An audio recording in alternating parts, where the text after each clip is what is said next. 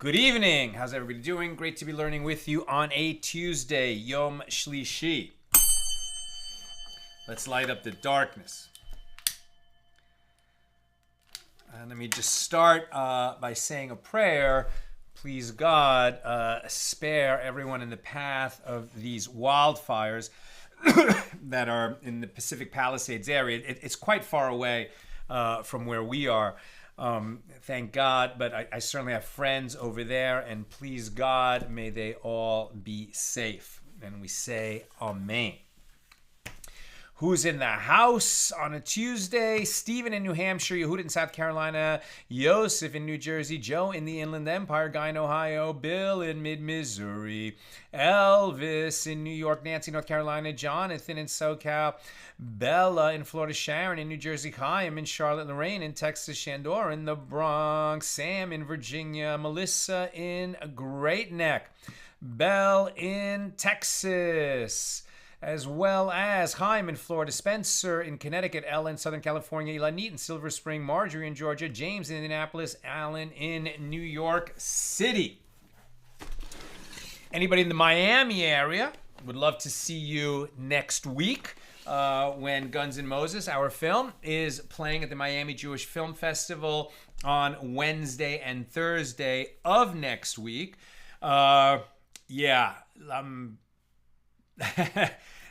basically not going to be class next week. We'll have the class on Monday. Then I travel on Tuesday. I'm flying back. Please God, everything works out. Friday morning. I don't think I'll get home in time to have the Friday class. So next week we'll have class on Monday and then resume the following Saturday. But that's next week. Okay. Today's daf. Wow. Dramatic. Colorful. Let's get into it.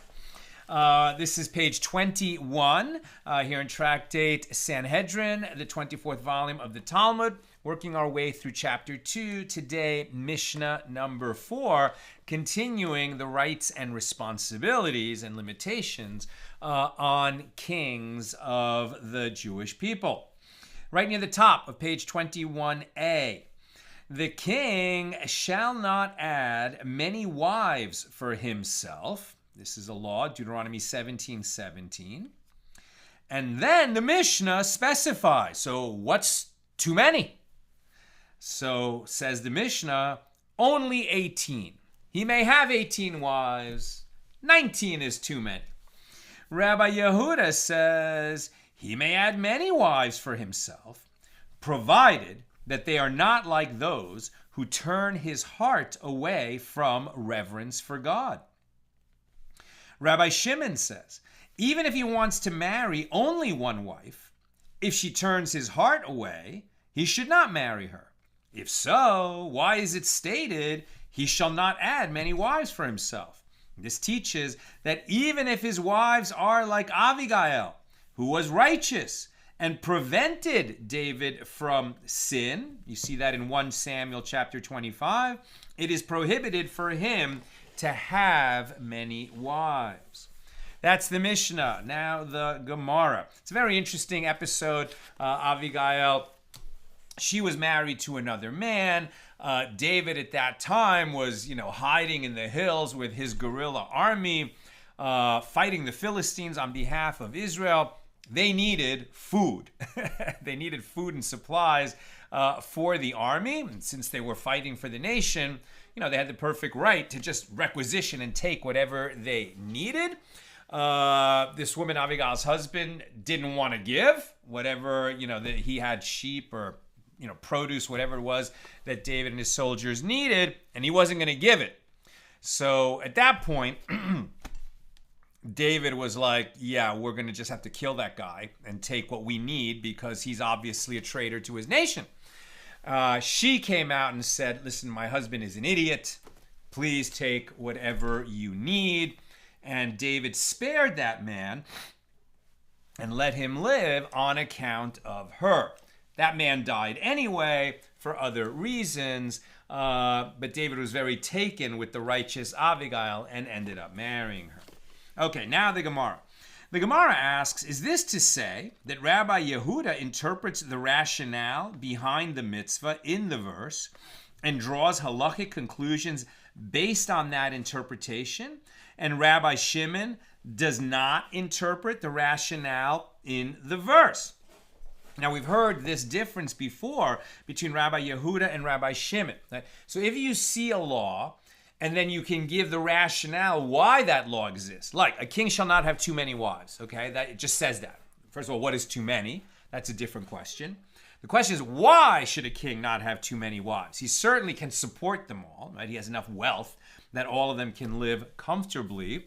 And later, Solomon obviously had an issue with having too many wives, but the reason he was marrying a lot of wives was to forge peace treaties with surrounding nations. So there was a good rationale. But what's the problem with having too many wives? And we do see this later in Solomon's life, that these wives might turn the heart of the king away from Torah, from God, from righteousness. So that's the reason. And that reason, in this case, is given in the Torah, but in other times, it's not given. So the question is, well, if you can understand the rationale for a law, can you learn out additional laws from the rationale? Here they're saying, well, if the reason he can't have too many wives is so that she won't turn, or those women will not turn the heart of the king away from God, well then, even only one wife, if she turns his heart away from God, is too many, and he should not be permitted to marry her. On the other hand, if the reason that he shouldn't have too many wives is because they will turn his heart away from God, well then if he has 100 righteous wives who all enhance, the righteousness of his household somehow, then that should be permitted. Right, so the question is, can we learn out additional laws from the rationale for the law that's given in the Torah? In this case, the rationale is actually stated explicitly. Usually the rationale is not stated explicitly, but if the sages can derive what the rationale is, can they learn out additional laws from that? That's what Rabbi Yehuda and Rabbi Shimon are arguing about.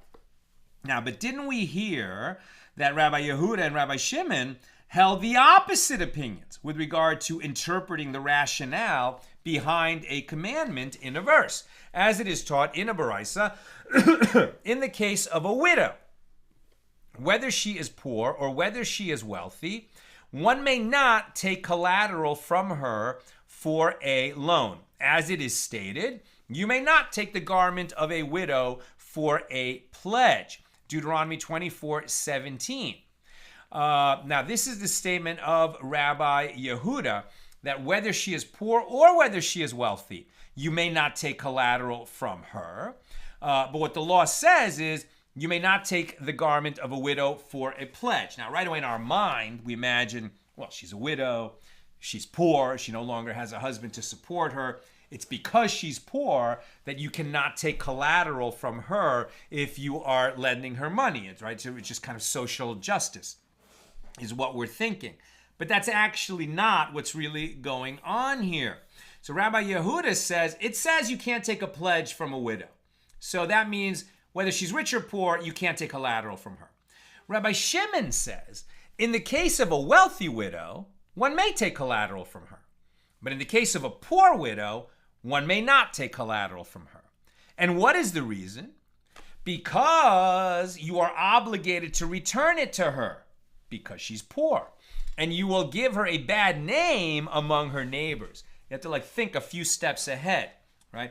So when you lend money to a poor person, the only collateral they can give you for that loan is the garment off their back. And if that's what you're taking as collateral, you have to give it back to them every night so that they can sleep and not freeze to death, so they can be comfortable when they sleep at night, right? So you will not keep that collateral overnight. Now, that wouldn't apply with a wealthy person, who obviously that's not a concern. If they took a loan, they can give some other type of collateral that doesn't have to be returned to them every night. With a poor person who only has a cloak, you have to return it to them every night. And if that poor person is a woman who lives alone, she's not going to come to you to give you the collateral and take it back every night. You're going to go to her. And if a man is visiting the home of a single woman every night to give her back the collateral, what are the neighbors going to see? They don't know about the collateral and the loan. What they see is that this man is visiting this woman every night, and that's going to give her a bad reputation. And that's why it's prohibited. And we say about this dispute, what is Rabbi Shimon saying? This is what he is saying. Because you take collateral from her, you are required to return it to her. As the verse states, and if he is a poor person, you shall not sleep with his pledge. You shall restore the pledge to him when the sun goes down. Deuteronomy 24, verse 12. And you thereby give her, the widow, a bad name among her neighbors, who will suspect licentious behavior when they see a man come to her house every morning and evening. Evidently, according to this dispute, Rabbi Yehuda does not interpret the rationale in the verse, and Rabbi Shimon does interpret the rationale in the verse, which is the opposite outcome from the way that they were arguing over why should a king be limited in how many wives he can have. Now the Gemara explains. Generally, Rabbi Yehuda does not interpret the rationale in the verse.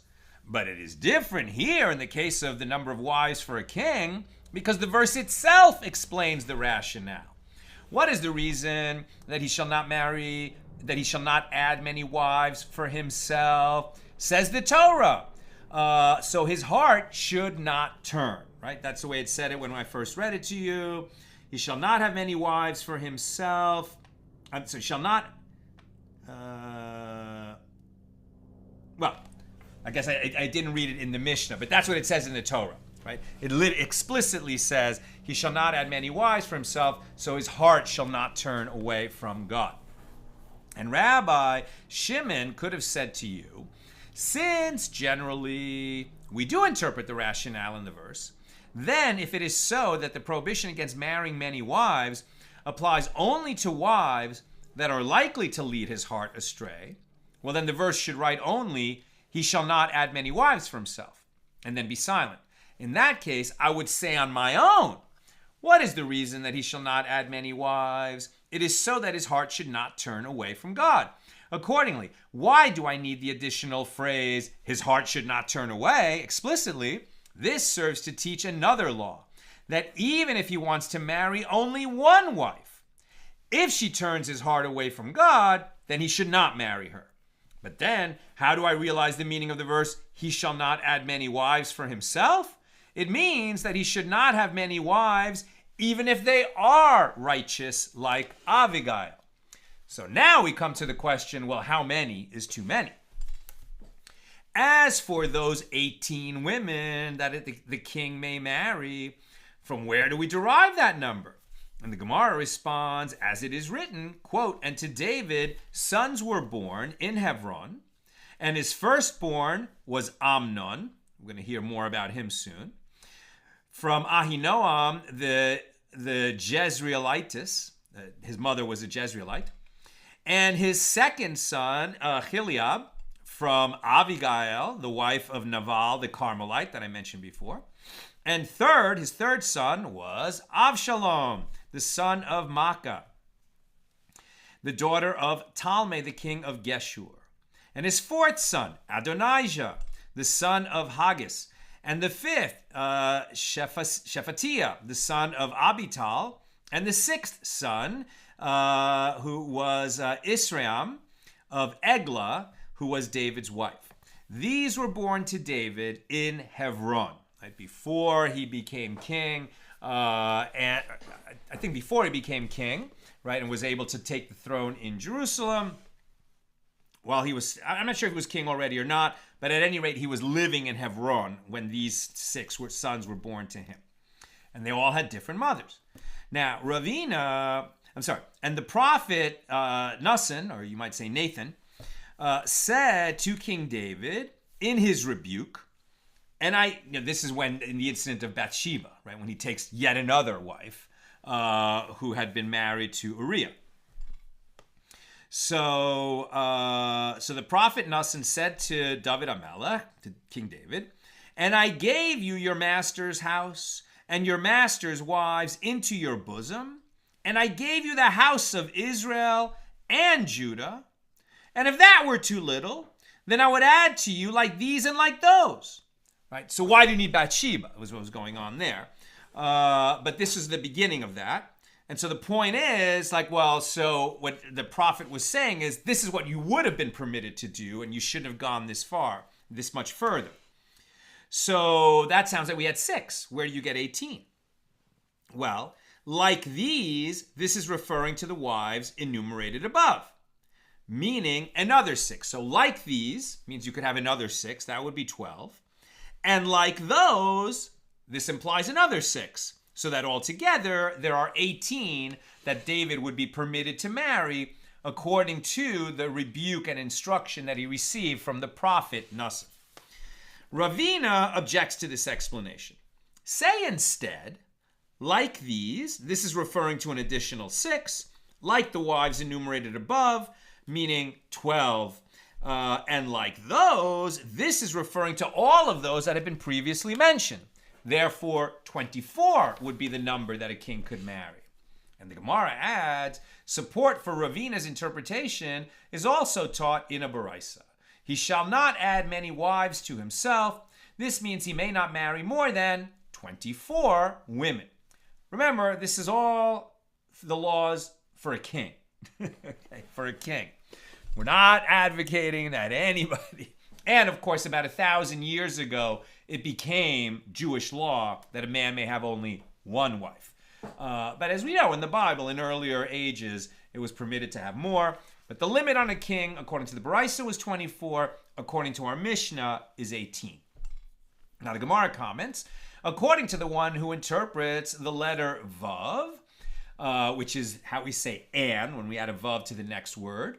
So where it says, and like those, to add and expand upon what came before, the Vav is written in order to add more. And therefore, there are 48 women. And the Gemara comments, support for this interpretation is also taught in a Baraisa. He shall not add many wives to himself, and this means he may not marry more than 48 women.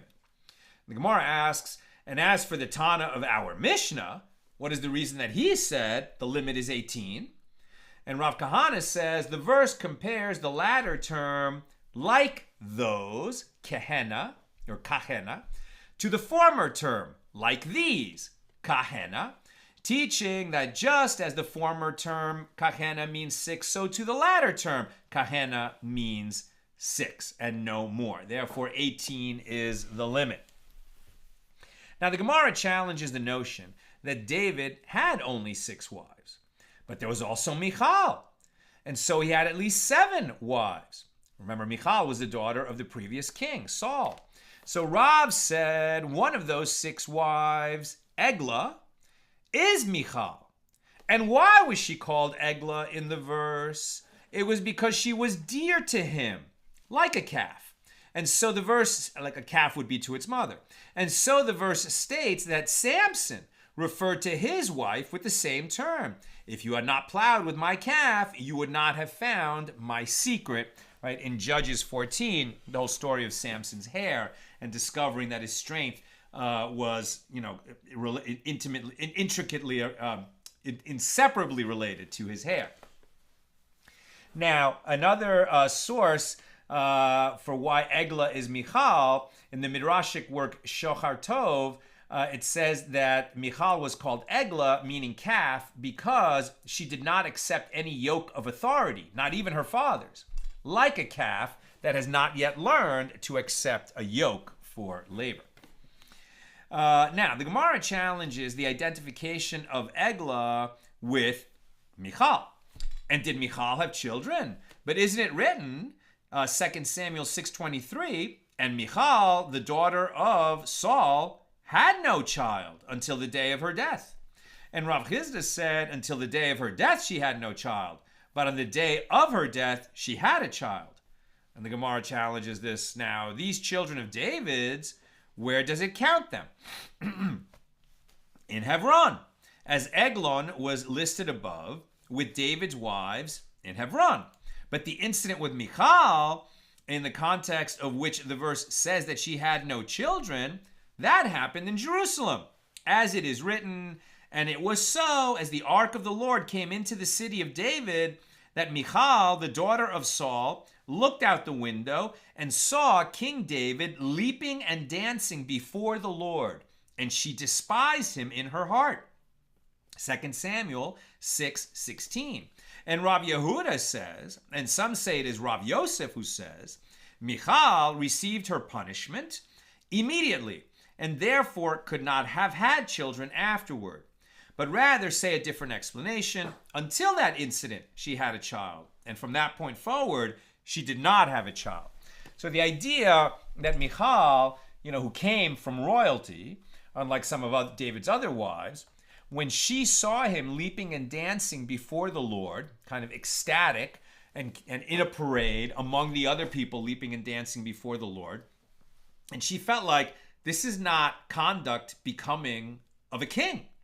And so she despised him and looked down on him and thought, this guy is not worthy to be the king. And of course, she totally misunderstood that this would be the highest possible attribute that a king of the Jewish people could have, is that he's absolutely infatuated with God and with God's Torah.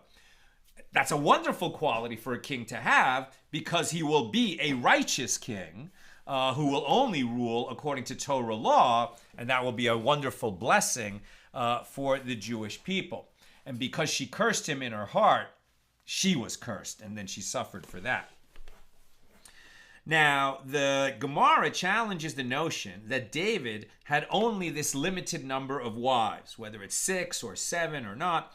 But isn't it written, and David took more concubines and wives in Jerusalem after he came from Hebron? 2 Samuel 5:13. And the Gemara responds, all of these were to complete the tally of 18 and no more. The Gemara asks about this verse, what is the meaning of wives and what is the meaning of concubines in that verse? And Rav Yehuda says that Rav says wives receive a marriage contract and betrothal. Concubines are taken without a marriage contract and without betrothal. Rav Yehuda says that Rav says David had 400 children in his army. And where did these children come from? All of them were sons of beautiful women. Now, when we say beautiful women under Jewish law, we're talking to a specific law that's in the Torah. These are women who are taken captive from their Gentile homes during war. We learn this law in Deuteronomy 21, verses 10 through 14. Let me read to you what Rav Steinsaltz says about this. This term refers to a Gentile female prisoner of war. According to some authorities, a soldier was allowed to engage in sexual intercourse with such a woman during wartime. Afterward, if he desired to marry her, she had to shave her head, let her nails grow, and undergo a month-long period of mourning while living in his home. When that period was over, if she decided to convert to Judaism, they could marry. According to other authorities, sexual intercourse with a captive during wartime was prohibited, but the soldier had the right to convert his captive and marry her after the mourning period was concluded. According to both opinions, these rights were granted to the soldier as a concession to his evil inclination. It's very interesting, right? So the idea being, especially the way wars were fought in ancient times, these men go to war, they win. Raping the captives was part of it. And that was just absolutely accepted practice as war was practiced in that age, in that time. The Torah came and said to the Jewish people, when you fight a war, you Jewish soldiers, you male soldiers, okay, you could take that woman captive, but if you sleep with her, then you're going to have to marry her if that's what she wants, according to one opinion. According to the other opinion, okay, you can take her captive, but you can't have sex with her until you've had a cooling off period. You bring her home to your house, see what she's really like, not in the heat of battle, and then decide if you really want her to convert to Judaism and become your wife and join your people. So either way you interpret it, there was this idea that, okay, like that's the way soldiers were, but there was going to be a sharp limitation placed on them, while not out explicitly saying, forget it, all those women are off limits, because, the evil inclination would be so strong they would violate that. It's like the Torah understood the psychology of those soldiers in that age and yet redirected that energy towards something more righteous. Okay, so David had 400 sons by these beautiful women who were taken captives during the many, many, many battles that David fought. And so who are these 400 young men? They grew their hair in a Gentile hairstyle, and they all sat in carriages of gold, and they walked at the head of the troops, and they were the strong arm enforcers of the house of David, on whose loyalty David's monarchy relied. Right? So he had 400 sons by these captive women, who then became his shock troops, right? Like the elite guard at the head of the cavalry. And, not because of, what do you call it? What's the word? What's the word when, children of important people get powerful? Nepotism. Not because of nepotism were they at the front of the cavalry. Quite the contrary. They really were, the strongest, bravest soldiers who were capable of fulfilling that role. Now, and Rav Yehuda says that Rav says, David's daughter Tamar was the daughter of a beautiful woman taken captive in war and was born before her mother converted. It's very interesting, right? So Tamar's mother was one of these captive women, and then later she did convert and become one of the wives of David and a Jewish woman. But Tamar was born before that happened. So although she was a daughter of David, she was a daughter of David by a Gentile, and though her mother later became Jewish, Tamar, had not yet converted on her own. And since she was born to a Gentile woman, she was a Gentile. And why does that matter? Because she's not considered a member of the family, in terms of legally speaking, on this technical way, in this technical realm of the law, for the following reason. So therefore, Tamar was not considered the daughter of David according to halacha. So the proof of this is in what she said to Amnon, right, the oldest son of David, as it is stated, now therefore speak, please, to the king, for he will not withhold me from you. And if it enters your mind to say that she was the daughter of a woman that David married, would David have permitted Amnon's sister to him as a wife? Obviously not. So rather learn from this verse that she was the daughter of a beautiful woman who converted after Tamar was born. So halakhically, Tamar was not considered a daughter of David, and therefore, legally speaking, it would have been possible for her to marry her brother. Now, realistically, factually, and emotionally, that's not what was going on. If you recall this story, terrible story, 2 Samuel chapter 13, what happened was, so obviously, as we see, David had many, many children, right? And they were all kind of elite people. Sadly, one of them, his oldest son, Amnon, fell in love with this half-sister of his, Tamar. And he fell so in love, or not so much in love, but he became obsessed with her. Absolutely obsessed with her. And as the Bible recounts, he just couldn't sleep, eat, function because he was so obsessed with this woman and having this woman. And so he had an uncle who was clever, as the verse states, and said to him, well, listen, if you're so obsessed, why don't you just arrange to have her? And what you can do is pretend you're sick and tell your father that you want her to come in and give you, some food that'll make you feel better, and then maybe you can seduce her. And so that's what Amnon did. He pretended to be sick, asked his father to send, his half-sister Tamar to tend to him. When she came, he sent all the other servants out. He asked her to come close, and then he grabbed her and wanted to sleep with her. And she said no, and she protested. That's what we're learning here. She said, why are you doing this? My father would give me to you. Because she's not considered his sister because she was born before her mother converted. That's just, in passing, we're learning that. But she tried every, type of argument to say, leave me alone. Don't do this. She said, this is not done in Israel. This is not proper. This is illegal. And he wouldn't listen because he was so obsessed. And he raped her. He raped his sister.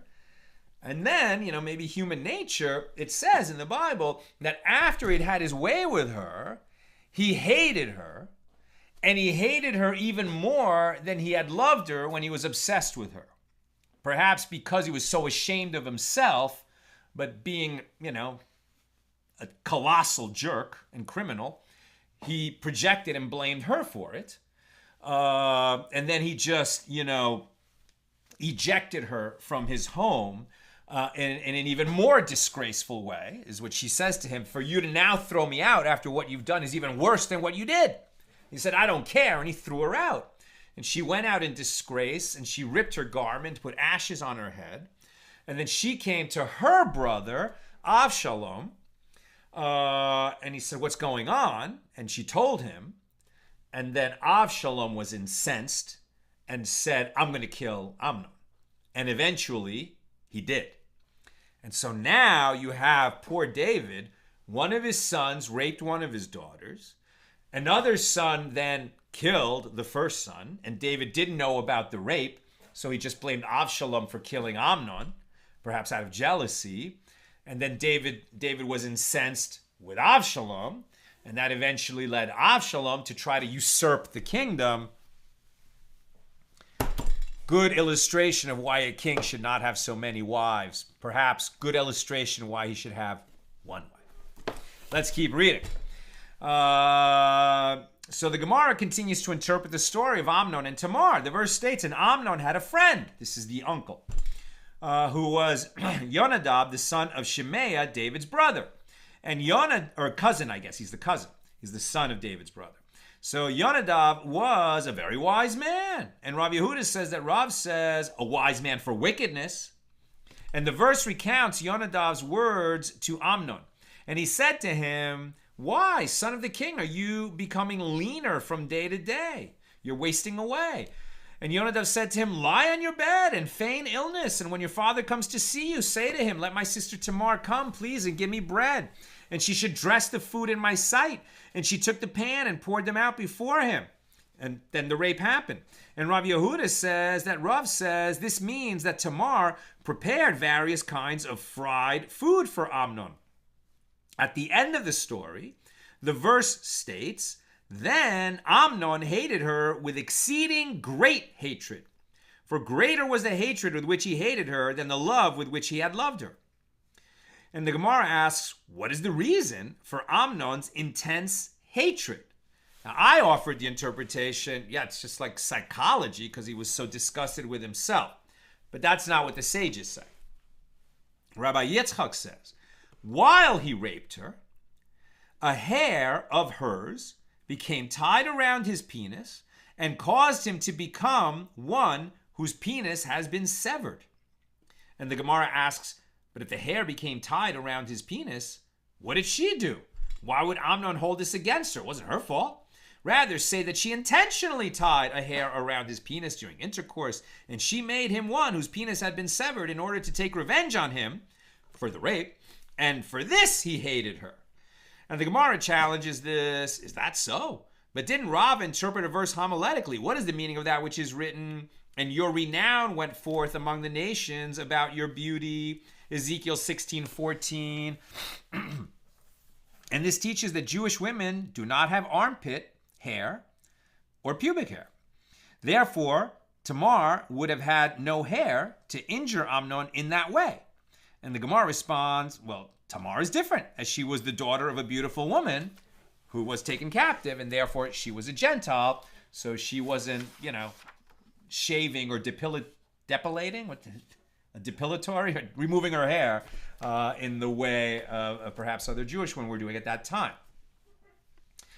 The verse relates that after Amnon raped her, and Tamar put ashes on her head and rent her garment of many colors that was on her. About this verse, the sages taught in the name of Rabbi Yehoshua ben Korcha that Tamar established a great fence at that time by way of her public outcry, meaning a fence around the Torah. As people said, if such an occurrence could happen to the daughters of kings, all the more so it could happen to the daughters of ordinary people. If such an occurrence could happen to a modest woman like Tamar, who resisted the advances of her half-brother, all the more so it could happen to a licentious woman. And so Rav Yehuda says that Rav says at that time they decreed about seclusion that a man should not be secluded with women who are forbidden to him, and about a single woman. Even a woman who would be permitted to marry, he should not be secluded with her until they get married. Because rape, seduction, and all kinds of trouble like this could ensue. Now we're on page 21b. So the Gemara objects, seclusion with a woman forbidden by family ties, this is prohibited by Torah law. This was not a rabbinic decree issued at the time of David. As Rabbi Yochanan says in the name of Rabbi Shimon ben Yechotzadak, from where is there an allusion to the law that seclusion is forbidden by Torah law, as it is stated, if your brother, the son of your mother, entices you? Deuteronomy 13:7. And one can ask, but does the son of a mother entice? And does the son of a father not entice? Why mention only the son of a mother? Rather, this verse serves to tell you that only a son may be secluded with his mother. Sons are frequently with their mother, and two half-brothers of one mother consequently have the opportunity to grow close to one another. But another individual may not be secluded with those with whom relations are forbidden by the Torah, including a stepmother. Therefore, half-brothers of one father spend less time with each other. That's the result, because it's prohibited for them to be secluded with their stepmother. Since seclusion, then, is prohibited by Torah law, how did Rav say that it was prohibited by a decree issued at the time of King David? So rather say that the sages of that era decreed against seclusion of a man with a single woman to prevent occurrences like that of Amnon and Tamar. Apropos Amnon, the Gemara cites traditions about another son of David. Now Adonijah, the son of Haggis, exalted himself, saying, I will be king. And Rav Yehuda says that Rav says the term exalted himself teaches that he sought for the monarchy to fit him, but it did not fit him. Right? The monarchy went to his brother Solomon. And this is when the whole incident, when David was very old, and Adonijah was proclaiming himself king, and then the prophet Nassan and the mother of Solomon, Bathsheba, came to the king and said, didn't you say that Solomon would reign after you? Well, right now, Adonijah has proclaimed himself king, and that's when sort of like in the movie Lord of the Rings, the old king gets himself up and says, no, that is not what I said. And he declares that Solomon will be king, and Solomon becomes king. Now, the verse continues, and he prepared for himself chariots and riders and 50 people to run before him. That's 1 Kings 1:5. And the Gemara asks, what is the novelty of these actions? Since other wealthy people do the same, even if they are not the sons of kings, with designs on the throne. So Rav Yehuda says that Rav says what was unique was that the runners all had their spleens removed and had the soles of their feet hollowed, removing the flesh of their feet. And somehow these two procedures, as they were carried out at that time, made them faster runners. And that concludes our discussion of Mishnah number 4 here in chapter 2 of Tractate Sanhedrin. Mishnah number 5. The king shall not accumulate many horses for himself. That's Deuteronomy 17:16. So how many is permitted? Only enough for his chariot in war and in peace. Neither shall he greatly accumulate silver and gold for himself. So how much is permitted? Only enough to provide his soldiers sustenance. And the king writes himself a Torah scroll for his sake, as stipulated in Deuteronomy 17:18. When he goes out to war, he brings the Torah scroll that he wrote by hand, out with him. And when he comes in from war, he brings the Torah scroll in with him. When he sits in judgment, that Torah scroll is with him. When he reclines to eat, it is opposite him, as it is stated, and it shall be with him, and he shall read it all the days of his life, to remind him that he may have power, all the people, but the source of his power is the Lord in heaven, and the laws from the Lord oblige him, and he is limited by them, and he can't just do whatever he wants. And that Torah that he wrote by hand should be with him all the time to remind him that. That's the Mishnah. Now the Gemara. The sages taught in a Baraisa with regard to the verse, he shall not accumulate many horses for himself, nor return the people to Egypt for the sake of accumulating horses. Deuteronomy 17:16. Now, one might have thought that he shall not have even enough horses for his own chariot and riders. Therefore, the verse states, for himself, teaching that only if the horses are for himself, for personal pleasure, he shall not accumulate them.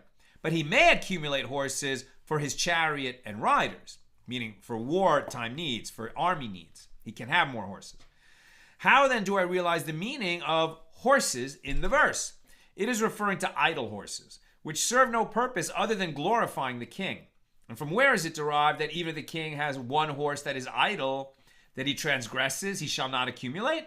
And the verse states, for the sake of accumulating horses, with the term for horses here written in the singular, for the sake of accumulating horse, like the concept of horses. And the Gemara asks, but once the verse taught that even one horse that is idle, and not actually needed for a purpose, stands to be included in the prohibition of he shall not accumulate, then why do I need the plural form horses in the first clause of that verse? And the Gemara responds, its purpose is to teach that a king would transgress the prohibition an additional time for each and every idle horse.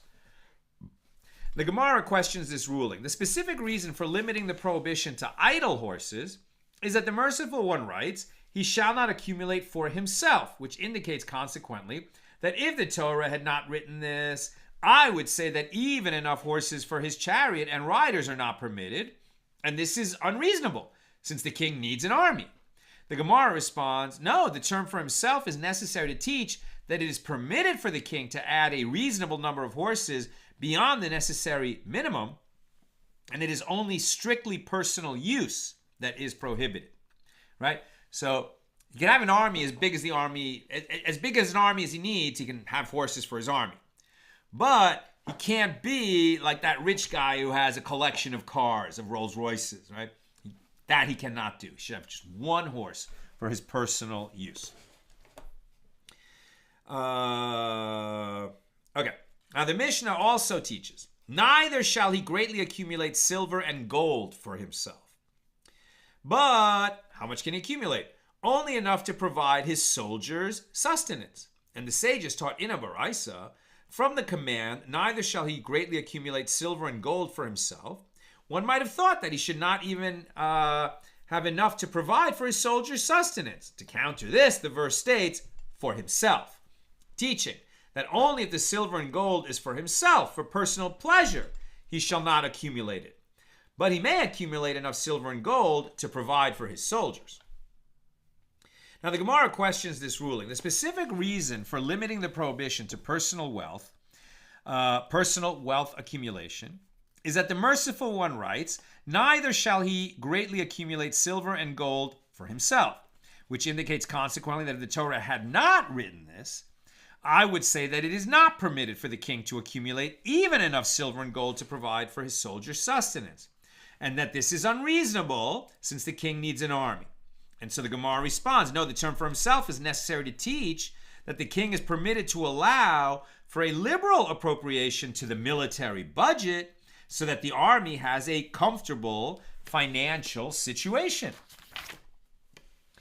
And so the Gemara asks, well, now that you have said that the term for himself in the verse is stated for the purpose of a derivation for a practical law, which limits and narrows the verse's scope, so what do you derive from the next phrase in the verse? He shall not add many wives for himself. And the Gemara answers, the usage of for himself serves to exclude ordinary people and to specify that only the king is restricted from having many wives. But a civilian may marry as many women as he wants, provided he can support them financially. As I said, 1,000 years ago, it became law that that's not the case. Jews can only marry one wife. Rav Yehuda raises a contradiction. It is written in one verse, and Solomon had 40,000 stalls of horses for his chariots. And it is written in another verse, and Solomon had 4,000 stalls for horses and chariots. How can these texts be reconciled? 40,000 or 4,000? Either way, he had a lot of horses. How can these texts be reconciled? If there were 40,000 large stables, each and every one of them had 4,000 stalls or rows for horses. And alternatively, if there were 4,000 large stables, each and every one had in it 40,000 stalls for horses. Therefore, the verses are reconciled, and we're learning that Solomon had 400 million horses. Okay. Rabbi Yitzchak raises a contradiction. It is written in one verse, silver was not worth anything in the days of Solomon. And it is written in another verse, and the king made silver in Jerusalem as stones, i.e. gems. And the Gemara responds, it is not difficult. Here where silver was worthless, this was before Solomon sinfully married Pharaoh's daughter. And there where the silver had become very valuable, like gems even, this was after Solomon married Pharaoh's daughter. Sinfully, right? He never should have married Pharaoh's daughter. And Rabbi Yitzchak says, when Solomon married Pharaoh's daughter, the angel Gabriel descended from heaven and implanted a pole in the sea. And it gradually raised up a sandbar around it, creating a new dry land. And on it, the great city of Rome was built. And this shows that the beginning of the Jewish people's downfall to Rome came with Solomon's marriage to Pharaoh's daughter.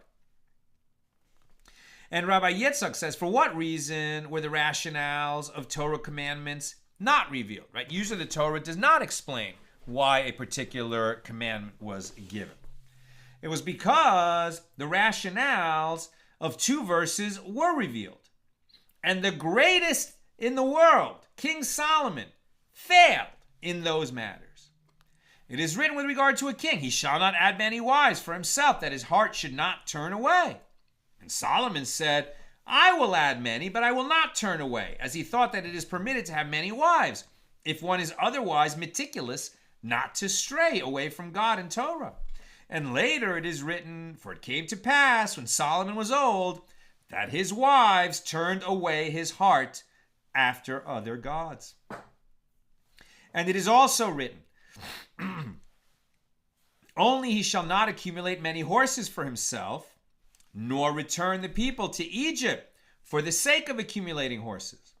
And Solomon said, I will accumulate many, but I will not return.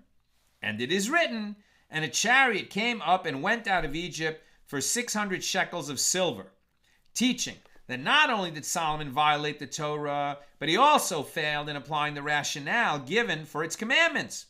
And this demonstrates the wisdom in the Torah's usual silence as to the rationale for its mitzvahs, as individuals will not mistakenly rely on their own wisdom to reason that the mitzvahs are inapplicable in some circumstances. It's very important, as we live in this world as Jews, and we do our best to follow every commandment in the Torah that applies to us. Right? I'm not a Kohen, so the law is about bringing sacrifices as a Kohen. That's never going to apply to me.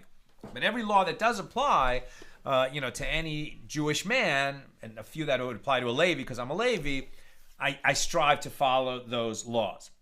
Sometimes I fail. What we cannot do is say, oh, I know better than the Torah. That law applied in some other time. It doesn't apply now. That law, it's not really an important law. Other laws are more important. We don't have the right to say that. It's a terrible mistake to say that. It's a transgression to say that. To say, I'm just weak, I'm not able to follow that law yet, okay, that's just realistic, and we hope we'll do better and be able to fulfill more commandments in the future. But to say that we know better than the Torah what commandments I should or shouldn't follow, that path leads to a terrible place, even for the wisest man who ever lived, King Solomon. I'm almost done. Questions or comments, please get them in now. The Mishnah teaches that the king writes a Torah scroll for his sake. And the sages taught in a Baraisa, the king fulfills the mitzvah provided that he does not beautify himself with the Torah scroll of his ancestors for this purpose, i.e., he must write his own Torah scroll. So Rava says, with regard to the mitzvah for every Jew to write himself a Torah scroll, even if a person's ancestors left him a Torah scroll, it is a mitzvah to write a scroll of one's own. As it is stated, now therefore write for yourselves this song and teach it to the children of Israel. And Abaye raised an objection to him from a Baraisa concerning the king's Torah scroll. And he writes himself a Torah scroll for his sake, so that he does not beautify himself with the Torah scroll of others. And read precisely, this indicates that a king, yes, he is included in the law, not to have a scroll inherited from his ancestors suffice, but an ordinary person is not. But the Gemara dismisses this objection. No, the ruling of that Baraisa is necessary to teach that the king is commanded to write 2 Torah scrolls. He writes 1 scroll, as does any Jew, and he writes an additional scroll because he is king. And this is as it is taught in a Baraisa. The verse states that he shall write for himself a 2nd Torah scroll out of that which is before the priests, the Levites. And this teaches that he writes for his sake 2 Torah scrolls. One that goes out and comes in with him at all times, and one that is placed in his treasury. And finally, the Baraisa continues, with regard to the one that goes out and comes in with the king, he makes it very small, like an amulet, and he hangs it on his arm. As it is stated, I have set the Lord always before me. He is at my right hand, that I shall not be moved. And this alludes to the small Torah scroll that is always on his right hand. He does not go into the bathroom with it, nor into the bathroom. He does not go into the bathhouse with it, nor into the bathroom. As it is stated, and it shall be with him, and he shall read from it. Meaning it shall remain in a place that is appropriate for reading from it. That's what I've got for us today. Let's take some questions. Elvis. It seems to me that those who think they can have it all are more likely to turn away from Hashem, whereas those who obey limitations on their appetites are more likely to adhere to the Torah's commandments more generally. I think that is a very wise and accurate insight. Even kings need limits, which they must adhere to in order to remind them that their power is not absolute. You know, I've heard it I don't even remember who said this, where I saw it or learned it, but this idea that even if you have a habit that is not harmful, right? Like, if you smoke a cigarette every day, that's harmful. If you have a cup of coffee every day, so most people would say that's not harmful. But you should be able to break that habit from time to time, right? Some would say it's even a good idea to have a cup of coffee every day. But there should be days where you don't have a cup of coffee, just to show that that coffee doesn't own you, so to speak. And that having that kind of fortitude, I think, is exactly what Elvis is talking about, right? If you're not owned by any habit, and all the more not owned by adherence to any person, and you'll say that the reason is because my obligations are only, to God and to my family and whatever righteous obligations I have, but not to anything that is not, a righteous obligation ordained by Torah. Yosef says, it seems that some laws, like the leniency on multiple wives, are meant to be concessions from God, but others are eternal principles. I've been learning about how in the Messianic age, we will know the full meaning and depth of the Torah, but there will be no need for certain mitzvahs since the knowledge of God will cover the earth.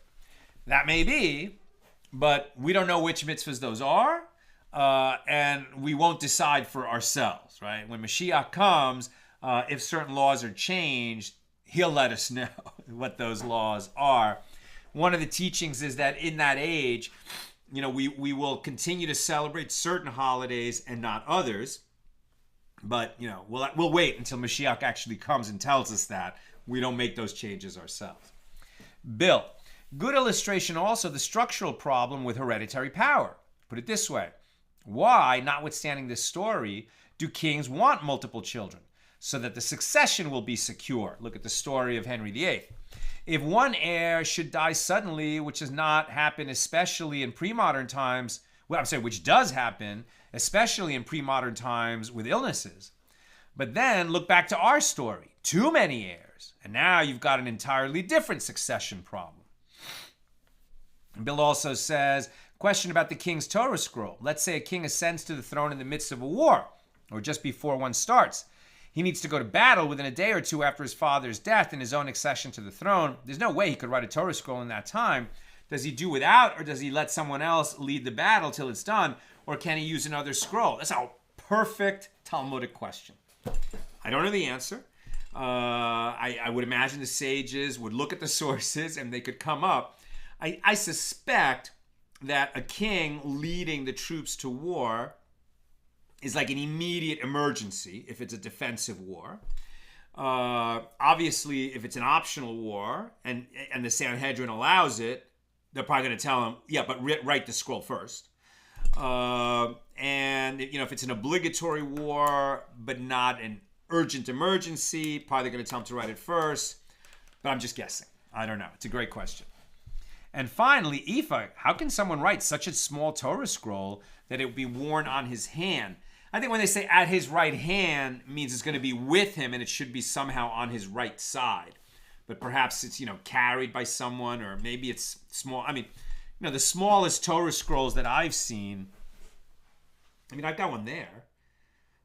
It's printed, not handwritten.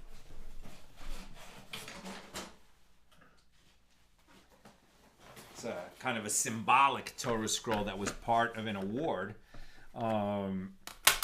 But it's pretty small. It's pretty small. And although this one is printed and wasn't written by hand, it could have been written by hand. It has all of the words and verses of a Torah.